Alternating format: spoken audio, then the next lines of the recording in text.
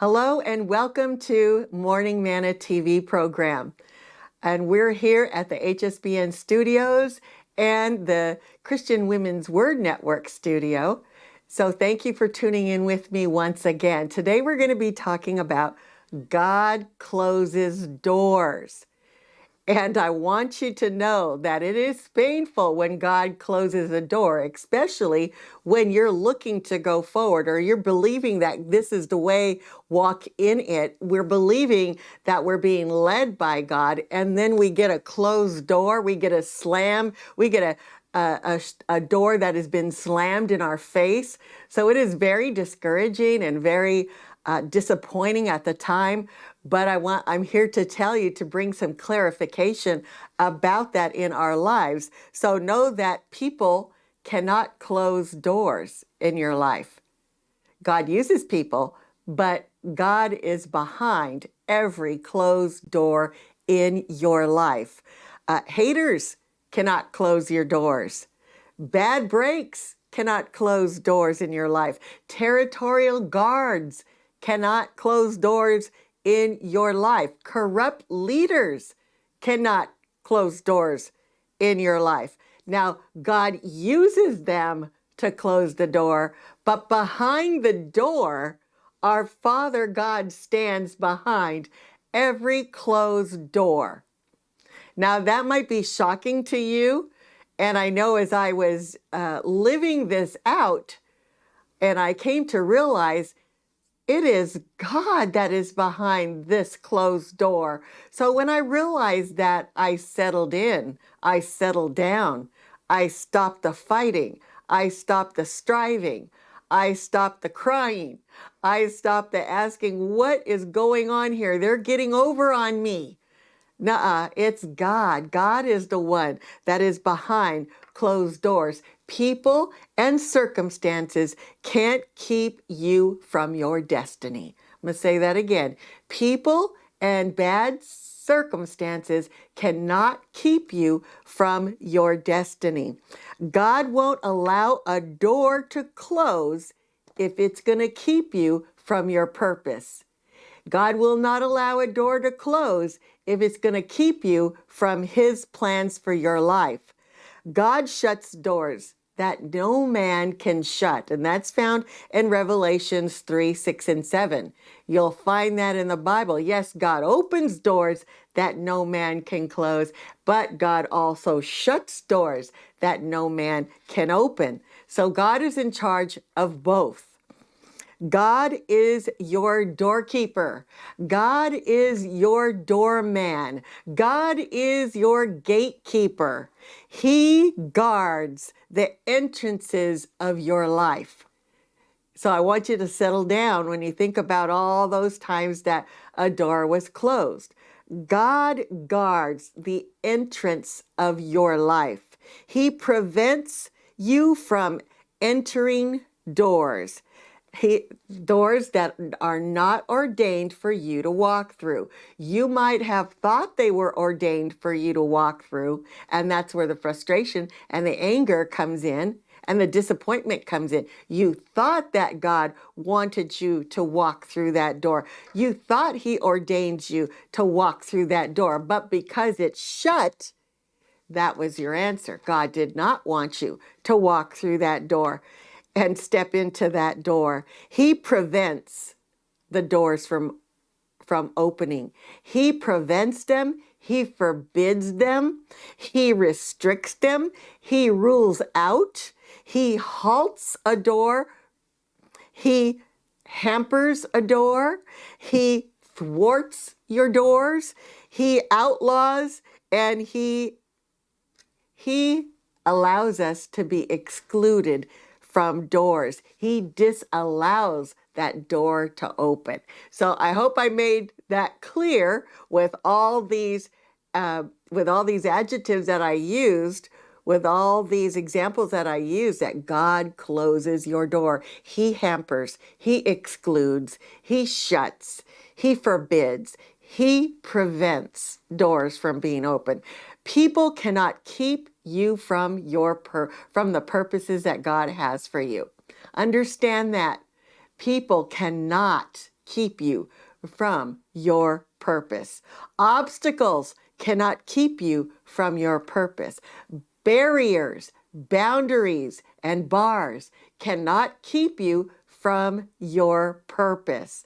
Hardships and handicaps cannot keep you from your purpose. Hurdles and hindrances cannot keep you from God's purposes in your life. Nothing hinders the plans of God. Nothing thwarts the plans of God in our lives. Closed doors are not permanent. Closed doors are not permanent. Closed doors are not lasting.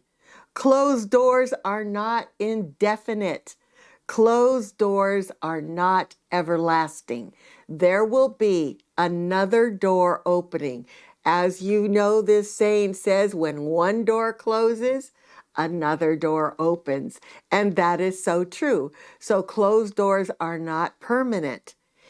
Ecclesiastes 3:11 says, God makes all things beautiful in its time, and he will make that closed door very beautiful in its time, because you're going to find out that God didn't want you there. You're going to find out that God didn't lead you there. You're going to find out that God has a greater door and a greater opportunity for you to walk into. So he's going to make all things beautiful in his time, and that's the key. In his time, he's going to turn things around. Adversaries cannot restrain and restrict your doors. Manipulators cannot restrain and restrict your doors. Dominators cannot restrain and restrict your doors. Competitors, toxic tyrants cannot restrain and restrict your doors. Now, God does use them, but understand who stands behind each and every closed door. It is your loving Father. It is your Father that loves you and has a plan for you, but that's not the direction that he wants you to go. So you can be released from anger and frustration and even bitterness and hatred towards those adversaries that God used to shut the door. So stop hating on your dominators that seem to shut the door, or your toxic bosses or toxic relationships that seem to close your door. No, God used them to close your door. Those who are plotting against you cannot control your doors. Those that are jealous against you cannot control and shut doors. God, those people that are angry and that are bitter and that are against you cannot control your doors. Isn't that good? That's good to know that people are not in charge of your life. God Almighty is the one that is in charge of your life. God, the ruler and the maker of heaven and earth, he is the one that is your gatekeeper. He is the one that is the doorkeeper. He is the one that is the doorman over your life. The Alpha and the Omega is your doorkeeper. The ruler of our nation is your doorman. The reigning king is your doorkeeper. The captain of our salvation, he is the one that's in charge of your life. The judge and the lawgiver, he is the one that's in control of your future. The everlasting redeemer, he is the one that's going to redeem time in your life. The avenger of God's elect, he is the one that's in charge of your destiny. The Son of Man, the Son of God, he is your doorkeeper. The resurrection and the life, he is the one that's in charge of your life. The beginning and the end, Jesus, God, is the beginning and the end, and he begins to open a door, but then he also closes doors. The King of Kings and the Lord of Lords, he is the one that is your gatekeeper, your doorkeeper, and your doorman. So God is saying, rest and release those that you have been angry with. Rest and release those that you have had aught against, because God used them to close a door. God has a greater door in store for you. But remember, you need to keep your heart right. That is the key. If you stay in bitterness, if you stay in anger, if you stay in resentment past this message, then God says, I cannot turn it for your good, because you allowed that situation and those people to poison your heart, when all the while it was me that is sovereign over your life. God is getting ready to send you into a ministry. He's getting ready to send you into another place. He's getting ready to send you into another area. He's getting ready to promote you. He's got promotion. He's got acceleration. He's got exceeding abundantly above all that you can ask and all that you can think. All right. Now, in my life, when God was getting ready to send me into a ministry, he said, I'm going to send you right here, Roseanna. And I knew it was going to be trouble. I knew that it wasn't going to go well, because they were from a different denomination and a background than I was. So I knew it wasn't going to go well. And God says, and so he gave me a dream, and he showed me beforehand what was going to come, because he tells us things that are to come. In John, it says he's the spirit of truth. So he tells us the things that are to come to prepare us. So he gave me a dream, and there was all these women in a circle. They were standing in a circle holding hands. And so here I come in my dream, and I was motioned, well, let me in. Break arms so I can come in. And they looked at me and they nodded their head. They shook their head. They said, no. And they lifted their hand. They said, no, you're not coming in. So that was God preparing me that there was going to be trouble ahead, that there was going to be rejection ahead, that there was going to be opposition ahead. I was trying to get in and they were refusing to let me in. So and God says, I've delivered you from rejection. Don't take on that yoke again, Roseanna. I've already set you free from rejection. I've already healed you from rejection, but you're going to step into some rejection, and I want you to hold on to your identity.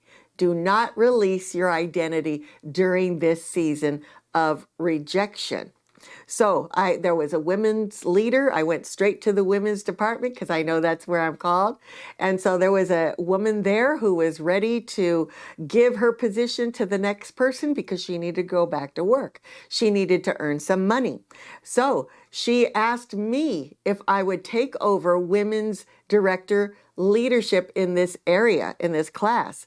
And I said, well, what about this girl? What about that one? What about this one? There was about 4 other ladies that were there beyond me, and I knew they had leadership ability. Why are you asking me? And she said, well, because they refused. They refused to take on this position. They didn't want the responsibility. So I'm coming to you, Roseanna, will you take this position? So I said, well, yeah, if you asked them and they said no, certainly I'll do it. And so I did. I stepped up and I, was doing the best that I could. I was praying with the ladies. I was doing my very best. I gave my testimony. I think maybe it was my testimony that these women didn't like, but whatever the reason, the next time that the program was open, I was no longer made the women's director in this area. Now, what I want to tell you is that this has passed already. This is part of my history. But I'm going to tell you right now, I do not hate these women.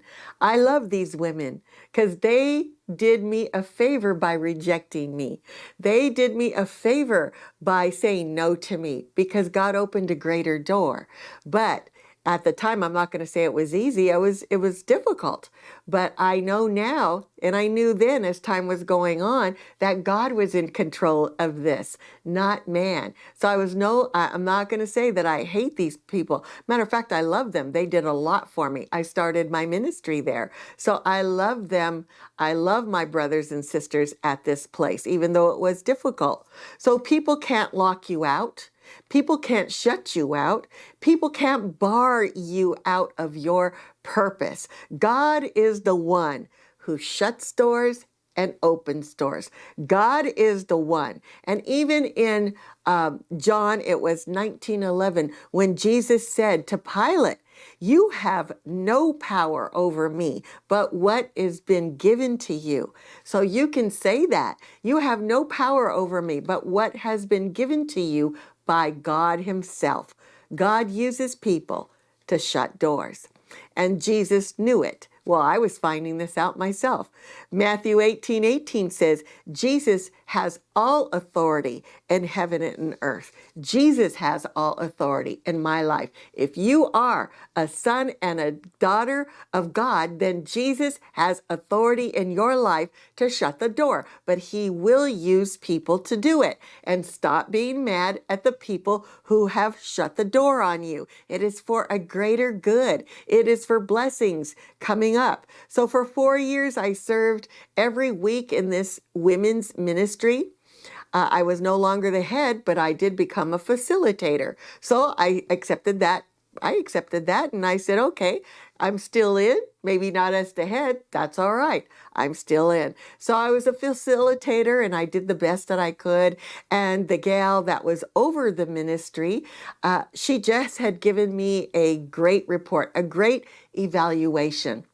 And so I was, still doing good, still doing okay. I thought, well, everything's going all right. And then one day, the women's leader of the whole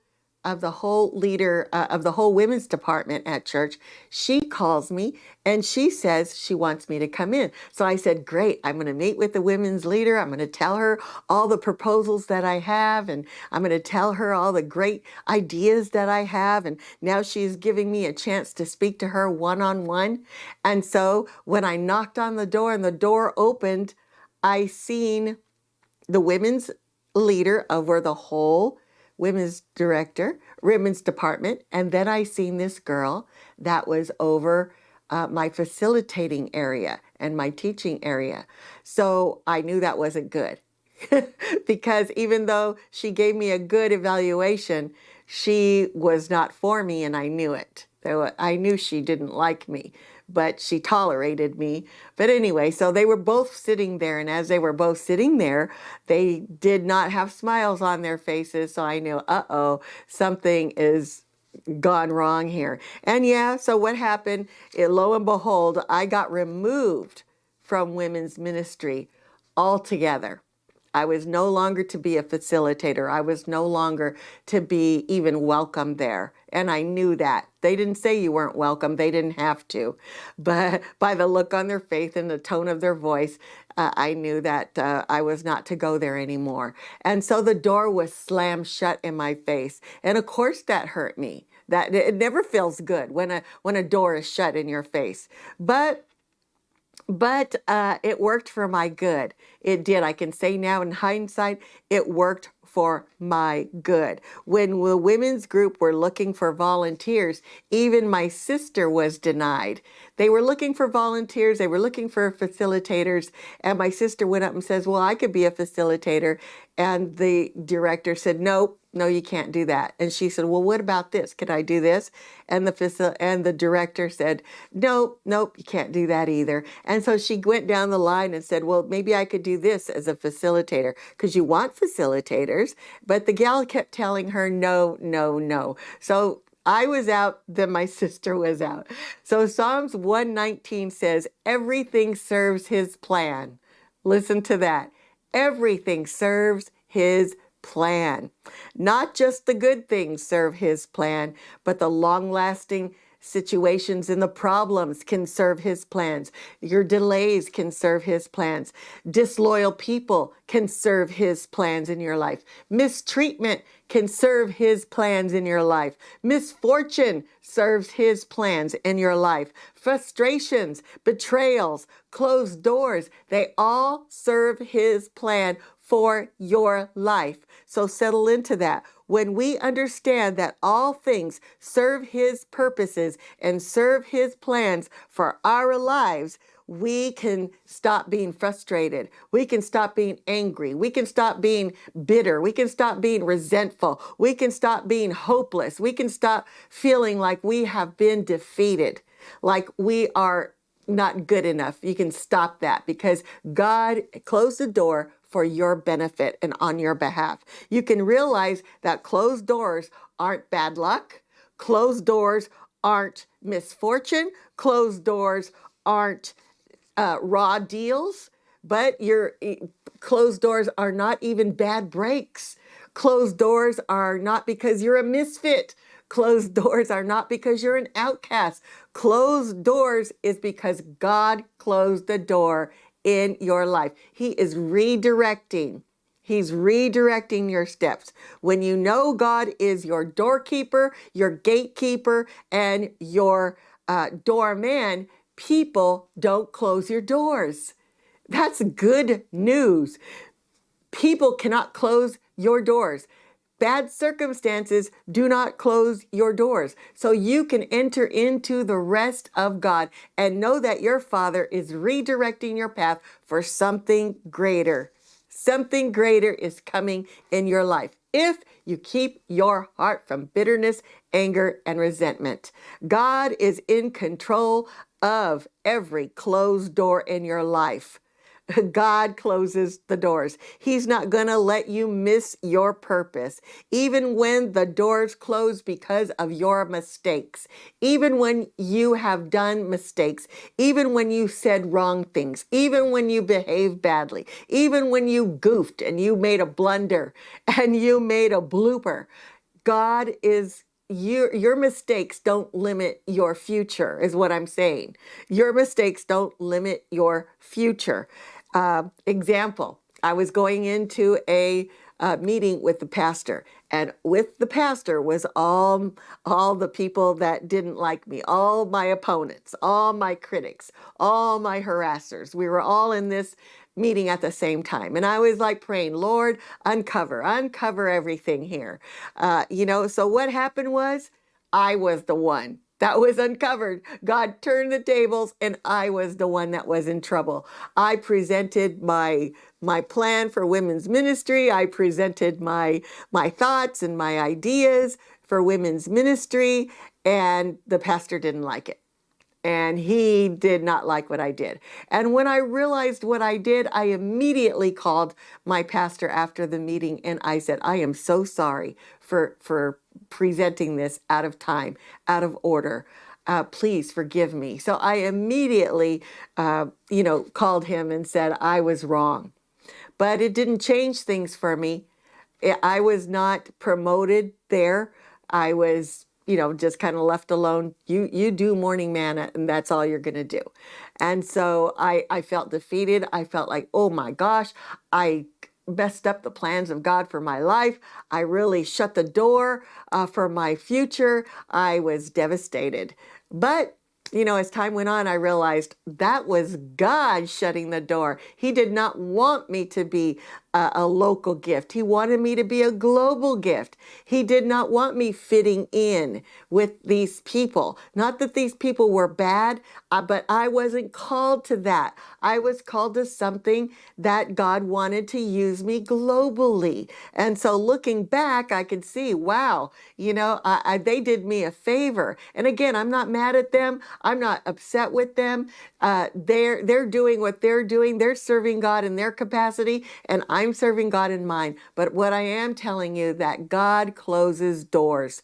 I mean, there was many signs. I would go to lunch, and there would be many leaders at this restaurant. Well, they wouldn't even give me the time of day. They wouldn't even look at me. They wouldn't even address me. I had to go over to them and say, hey, hi, you know. But I did not have favor there. I had favor to establish ministry there. I had favor to do conferences there. I had favor to do unifying impacts there, but I did not have favor to stay there. God was closing a door. He sees every injustice. Every injustice, he sees it. Every unlawful act, every unfair act, every unreasonable, every unwarranted act, every vile and vicious act that comes against you, he knows about it. Your Father. Trust him. He'll bring you from devastation to restoration. He'll bring you from insults to results. Trust him. God takes notes of every injustice. God maintains accounts. He knows where everyone hurt you. He knows. He collects data about everything that happened to you, that it was unjust and unfair. He has evidences and everything that's happened to you. And he is putting together a reward for you if you keep your heart right. He is advancing you in the midst of adversity. He's advancing you, even in the midst of opposition and in the midst of trial. He's testing you. How's your heart? Are you keeping it clean? Are you keeping it free from impurities? And he says, okay, you are, Roseanna. So now that I have a reward for you, I have a recompense for you, I have a payback for you, I'm going to compensate you, I'm going to repay you and refund you from every evil act that has happened to you. Remember, if he allows it to happen, he will bring good out of it. If he allows it to happen,